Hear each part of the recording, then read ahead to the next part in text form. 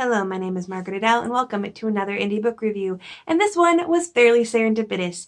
I recently posted on Twitter that I needed a book for the Book Junkie Trials Winter Quest that was both written by a marginalized author, aka an author such as a person of color from the neurodiverse community, queer, etc., that also had a queer character in it. And I got a lot of replies, and I was looking at them in particular to purchase. But then I got an email from someone who had both posted on that Twitter that if I wanted, could get the book for review. And it just so happened that it was a book that I was really interested in reading regardless. So I agreed. And now I am reviewing Late Night Partners by Fennel Steuert. This is a fantasy novella involving vampires. It's more of an urban fantasy, and it's a very quick read and also very poetic, and I will get to that in a little bit. This is about a young man named Roger and his great uncle who is attacked, and right away the uncle is like, "It's a vampire!" And everyone just kind of goes along with it. And then this strange woman named Doris pops up and says that she has some ideas of why that uncle was attacked and that it might mean something greater. We also jump into Doris's point of view as a vampire and what she sees as this heartbeat of the world, or what she feels as this heartbeat of the world, and what that means. Now, I'm not going to reveal what that means, but the actual cause behind it was pretty intriguing. I will say that it felt like it was wrapped up a little bit too succinctly for me, and I can't really go into much more depth without spoiling some things. But in general, this book read very poetic, almost to the extent where I wanted an exposition dump. Like, yeah, please just give me one gigantic, here's how the world works exposition, because there are certain different races of undead beings in this world, the vampires and ghouls, and they're not exactly the same. They transfer their undead state to people in different ways. They have different mannerisms, and so the entire time I was kind of piecing together the differences, but without an actual explanation, it didn't make as much sense.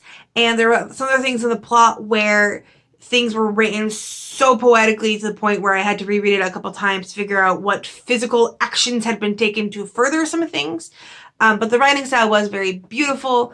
The biggest thing, though, that I loved about this was the allegory of vampirism as basically in my head as an analogy for the gentrification of black neighborhoods.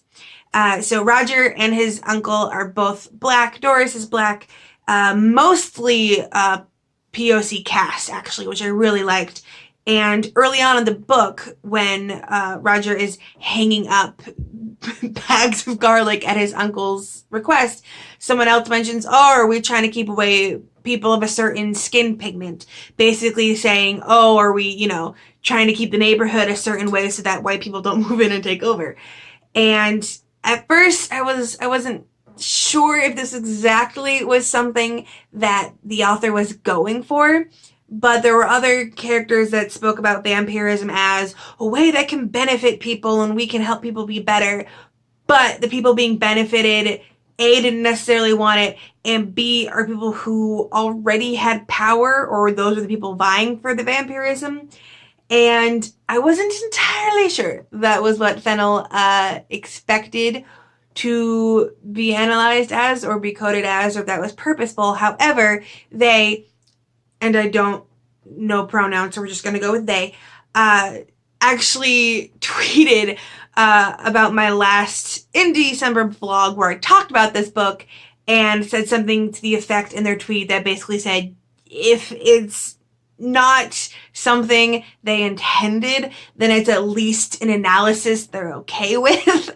So I'm gonna go forward that yes, it's at least a good reading of it, if not the intention by the author, which I really, really liked that aspect.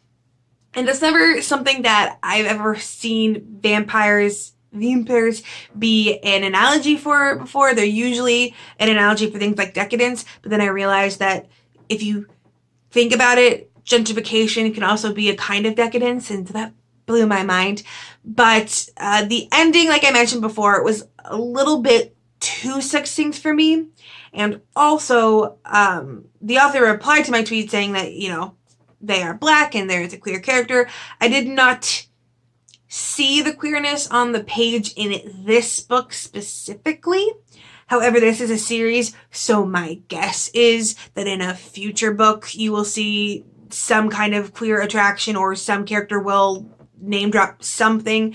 No one really talked about being attracted one way or the other for the most part, aside from like one scene that maybe something will happen between these two characters. But for the most part, it was more about the plot and the heartbeat of the world and what that means.